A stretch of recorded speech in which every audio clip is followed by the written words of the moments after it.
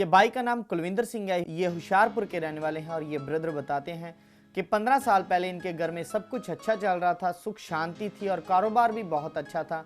फिर उसके बाद इनके घर में दुष्ट आत्माओं ने काम करना शुरू कर दिया। जैसे कि इनकी वाइफ की पूरी बॉडी में लगातार दर्द रहता था, जिसके कारण सारा दिन वो लेटे ही रहते थे, कामकाज नहीं कर पाते थे और हालत इतनी ज़्यादा ख़राब थी कि वो कई बार तो रात को सोते नहीं थे। और इनके बच्चे घर का काम करते थे और फिर स्कूल जाते थे और स्कूल से आकर फिर वो घर का काम करते थे। इतना जीवन इनका खराब था। फिर उसके बाद इन्होंने बहुत सारे डॉक्टरों के पास जाना शुरू किया, बहुत सारी मेडिसिन दिलवाई, लेकिन कोई भी फ़र्क ना पड़ा। और फिर उसके बाद जहाँ भी इनको कोई बताता था वहीं पे ये डॉक्टर के पास जाते थे। फिर उसके बाद इन्होंने बहुत सारे तांत्रिक बाबों के पास जाना शुरू किया और ये बताते हैं कि 8 से 10 लाख रुपए तांत्रिक और डॉक्टरी इलाज के दौरान इन्होंने खर्च कर दिए, लेकिन कोई भी इनको फ़र्क ना पड़ा। उल्टा इनका बिजनेस पूरी तरह से ठप हो चुका था। दुष्ट आत्माओं का प्रभाव इनके जीवन में इतना ज़्यादा बढ़ता जा रहा था कि बच्चे और बुजुर्गों को भी इनके घर में दुष्ट आत्माएं दिखती थी और इनके घर का बहुत ज़्यादा बुरा हाल हो चुका था। और उसके बाद वही दुष्ट आत्माओं ने इनकी बेटी के जीवन में काम करना शुरू कर दिया। कई बार तो इनकी बेटी रात को उठ कर रोती थी और अपना गला तक खुद दबाती थी और दुष्ट आत्माएं उनको धमकी देती थी मारने की, और जिससे इनका पूरी तरह से जीवन नर्क बन चुका था और ये सोचते थे कि शायद हमारा कभी भी भला नहीं हो सकता। फिर उसके बाद किसी ने इनको प्रभु यीशु मसीह के बारे में बताया और इन्होंने चर्च जाना शुरू किया और वहाँ से भी इनको कोई रिजल्ट नहीं मिला। फिर उसके बाद दूसरी चर्च, फिर तीसरी चर्च और फिर चौथी चर्च में गए और ये बताते हैं कि करते करते ये 40-42 चर्च में ये जा चुके हैं, लेकिन सही ज्ञान ना होने के कारण इनके जीवन में कोई भी रिजल्ट नहीं मिल रहा था। और जब ये पूरी तरह से टूट चुके थे, फिर एक दिन YouTube के माध्यम के द्वारा इनको सुखपाल मिनिस्ट्री की वीडियो दिखाई दी और फिर उसके बाद इन्होंने सुखपाल मिनिस्ट्री की वीडियो को वॉच करना शुरू किया। और जब परमेश्वर के दास अपोस्टल सुखपाल राणा जी परमेश्वर के वचनों को बताते थे, उसी समय इनका मन पूरी तरह से सिद्ध गया और उसी समय इनके अंदर एक बड़ा बिलीव पैदा हुआ। फिर उसके बाद इन्होंने सुखपाल राणा मिनिस्ट्री की ऑनलाइन वीडियो को देखना शुरू किया और इनको बहुत सारी बातें जो पहले कभी नहीं इन्होंने सुनी थी, वो बातों को सीखने का मौका इनको मिला। फिर उसके बाद जब इन्होंने यहाँ पे आने का मन बनाया और यहाँ पे आके जब परमेश्वर कैसे अपने दास को इस्तेमाल करते हैं, कैसे परमेश्वर के दास अपोस्टल सुखपाल राणा जी लोगों की रूहों को बचाने के लिए मेहनत करते हैं, ये सब बातें इन्होंने देखी। फिर उसके बाद इन्होंने देखा कि कैसे परमेश्वर के दास एक एक के ऊपर प्रार्थना करते हैं और ये भी आगे आए और इनके ऊपर भी प्रार्थना की गई। फिर उसके बाद उसी समय इनके ऊपर, इनकी बेटी के ऊपर दुष्ट आत्मा आया और उसी समय परमेश्वर के दास ने जब दुष्ट आत्मा को कमांड की, उसी समय इनके जीवन से दुष्ट आत्मा निकला और उसी दिन से ये ब्रदर और इनकी बेटी और इनकी वाइफ पूरी तरह से फ्री हैं। आज इनको कोई भी किसी किस्म की कोई परेशानी नहीं है। आज ये पूरी तरह से खुश हैं। इस बड़ी गवाही के लिए ये परमेश्वर का धन्यवाद करते हैं। आइए ये गवाही को इनके मुंह से सुनते हैं। साਰਿਆਂ ਨੂੰ ਜੈ ਮਸੀਹ ਦੀ। मैं परमेश्वर ਦਾ ਤੇ परमेश्वर दास मास्टर ਸੁਖਪਾਲ ਰਾਣਾ जी ਦਾ बहुत ਧੰਨਵਾਦ ਕਰਦਾ। ਅੱਜ मैं अपने जीवन की बहुत ਵੱਡੀ गवाही देने जा रहा। मेरा नाम कुलविंदर सिंह, मैं हुशियारपुर तो। ਅੱਜ ਤੋਂ 15 साल पहला ਸਾਡੇ ਘਰ ਵਿੱਚ बहुत सुख शांति सी। ਅਸੀਂ ਸਾਰਾ ਪਰਿਵਾਰ ਬੜੇ ਖੁਸ਼ੀ ਨਾਲ ਰਹਿ ਰਹੇ ਸੀ। ਸਾਡੇ ਬੱਚੇ ਬੜੇ ਵਧੀਆ ਸੀਗੇ ਤੇ ਸਾਡਾ ਕਾਰੋਬਾਰ ਬੜਾ ਬਲੈਸ ਸੀਗਾ।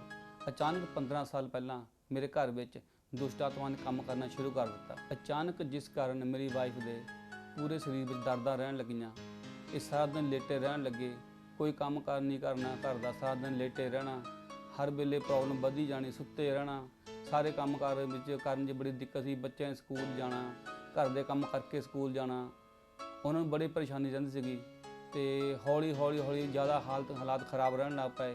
फिर मैं अपनी वाइफ को लैके बहुत सारे डॉक्टरों को जाना शुरू किया, जिथे भी किसी ने दसिया, लोकल दूर जिथे भी कितने हो सकता, हुशियारपुर के विच, लुधियाने विच, फगवाड़े विच कोई डॉक्टर नहीं छड्डिया।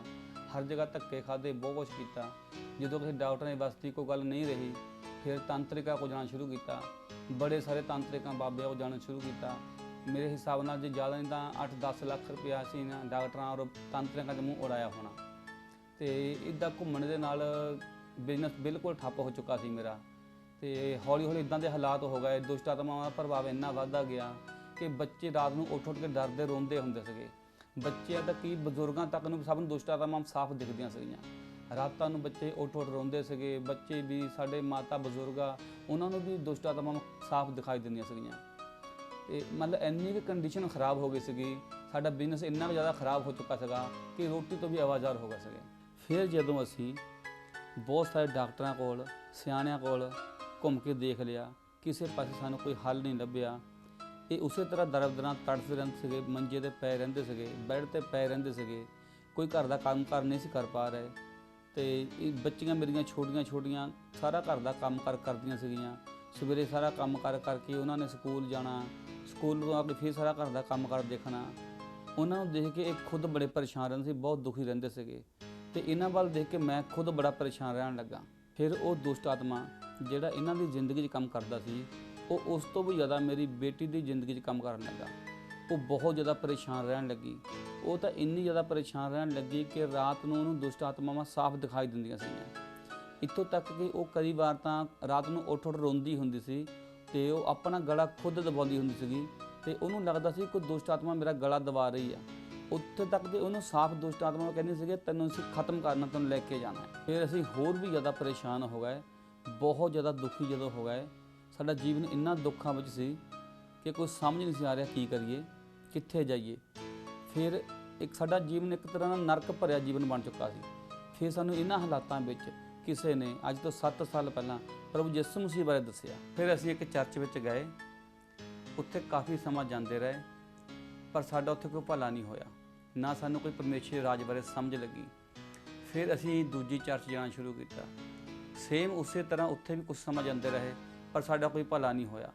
ਫਿਰ ਤੀਸਰੀ ਚਰਚ ਗਏ, ਚੌਥੀ ਗਏ, ਕਰਦੇ ਕਰਦੇ ਅਸੀਂ 7 ਸਾਲ ਵਿੱਚ 40-42 ਚਰਚਾਂ ਵਿੱਚ ਗਏ, ਸਾਡਾ ਕਿਸੇ ਪਾਸੇ ਕੋਈ ਭਲਾ ਨਹੀਂ ਹੋਇਆ। ਇਹਨਾਂ 7 ਸਾਲਾਂ ਦੇ ਵਿੱਚ ਇੰਨੇ ਚਰਚਾਂ 'ਚ ਜਾਣ ਦੇ ਬਾਅਦ ਵੀ ਨਾ ਤਾਂ ਸਾਨੂੰ ਕੋਈ ਪਰਮੇਸ਼ਰ ਰਾਜ ਬਾਰੇ ਸਮਝ ਆਈ ਔਰ ਨਾ ਹੀ ਸਾਡਾ ਕਦੇ ਭਲਾ ਹੋਇਆ। ਫਿਰ ਅਸੀਂ ਪੂਰੀ ਤਰ੍ਹਾਂ ਟੁੱਟ ਗਏ ਸੀ। ਫਿਰ ਇਹ ਸੋਚਿਆ ਵੀ ਹੁਣ ਕਿੱਥੇ ਜਾਈਏ, ਕਿਹੜੀ ਜਗ੍ਹਾ ਬਚ ਗਈ, ਹੁਣ ਤਾਂ ਚਰਚ ਜਾ ਕੇ ਵੀ ਦੇਖ ਲਿਆ ਸੀ। ਫਿਰ ਜਦੋਂ ਮੈਂ ਆਪਣੀ ਛੋਟੀ ਜਿਹੀ ਬੇਟੀ ਨੂੰ ਤੜਫਦੇ ਹੋਏ ਦੇਖਦਾ ਸੀ, ਉਹ ਕਦੇ ਆਪਣਾ ਗਲਾ ਦਬਾਉਂਦੀ ਸੀ, ਕਦੇ ਕੁਛ, ਬਹੁਤ ਜ਼ਿਆਦਾ ਪ੍ਰੋਬਲਮ ਸੀ। ਉਹਨੂੰ ਦੇਖ ਕੇ ਤਾਂ ਕਦੇ ਕਦੇ ਸਾਡਾ ਸਾਰੇ ਫੈਮਿਲੀ ਦਾ ਹੀ ਮਨ ਭਰ ਜਾਂਦਾ ਸੀਗਾ। ਮਨ ਕਰਦਾ ਸੀ ਕਿ ਸਾਰਾ ਪਰਿਵਾਰ ਹੀ ਕੁਝ ਖਾ ਕੇ ਇਹਦੇ ਨਾਲ ਚੰਗਾ ਕਿ ਮਰ ਹੀ ਜਾਈਏ।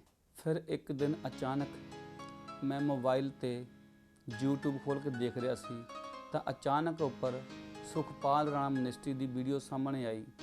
ਜਦੋਂ ਮੈਂ ਦੇਖਣਾ ਸ਼ੁਰੂ ਕੀਤਾ ਤੇ ਜਿਸ ਵੇਲੇ ਮੈਂ ਸੁਖਪਾਲ ਰਾਣਾ ਮਿਨਿਸਟਰੀ ਦਾ ਪ੍ਰਚਾਰ ਸੁਣਨਾ ਸ਼ੁਰੂ ਕੀਤਾ ਤਾਂ ਅਚਾਨਕ ਉਸ ਬਚਨ ਨੇ, ਉਹਨਾਂ ਬਚਨਾਂ ਨੇ ਮੈਨੂੰ ਇੰਨਾ ਛੂਹਿਆ ਤੇ ਮੇਰੇ ਮਨ ਨੂੰ ਇੱਕਦਮ ਲੱਗਾ ਕਿ ਇੱਥੇ ਹੀ ਜਾ ਕੇ ਮੇਰਾ ਭਲਾ ਹੋ ਸਕਦਾ ਹੈ।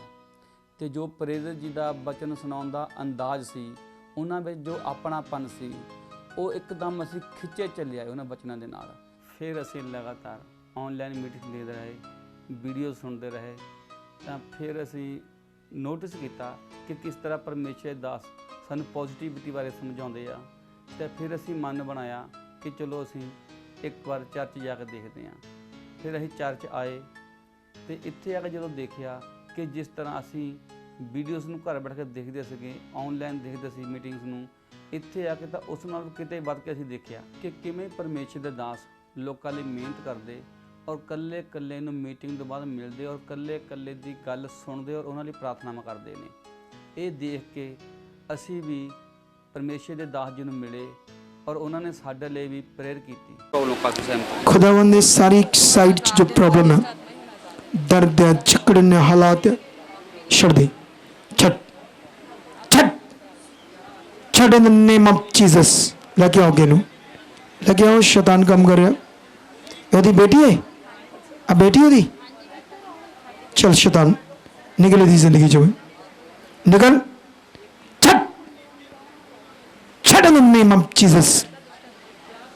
शैतान छड़ दे दी बॉडी ਨੂੰ, ਛੱਡ ਦੇ ਪੂਰੀ ਬॉडी ਨੂੰ, चल निकल निकल जा, out in the name of Jesus. छड़ फ्री, चल छड़ इस बच्चे, छड़ दे शैतान, छड़ निकल, out in the name of Jesus. दुष्ट छड़ दे जीवन, छड़ निकल अभी, राइट नाउ निकल दे, छड़ दे। Come out, come out, come out, come out, यीशु मसीह के नाम से, यीशु मसीह के नाम से। शैतान तेरा काम खत्म आज, छोड़ दे इस बच्ची को, निकल, छट छट, फ्री। इस बच्ची ने फ्री कर दिया यीशु मसीह के नाम, फ्री कर दिया इस बच्ची ने यीशु मसीह के नाम। चल, छड़ दी पूरी बॉडी नु, छड़, निकल निकल। रोरी सोको रबा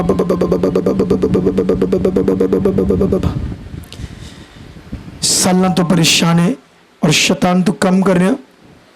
चल, तेरा काम खत्म आज, सीधा करो। मैंने फटके दो जने मेरे लाखों लगे हो, फटके लगे हो। चल चल, तेन मेरे पेट चो डिस्कनेक्ट कर दे शैतान, छड़ दे, निकल, out out, free free in the name of Jesus. खुदा इसी समय तेरी दुनिया सामर्थ्य ने आजाद कर रही है। गो, जाओ, फ्री।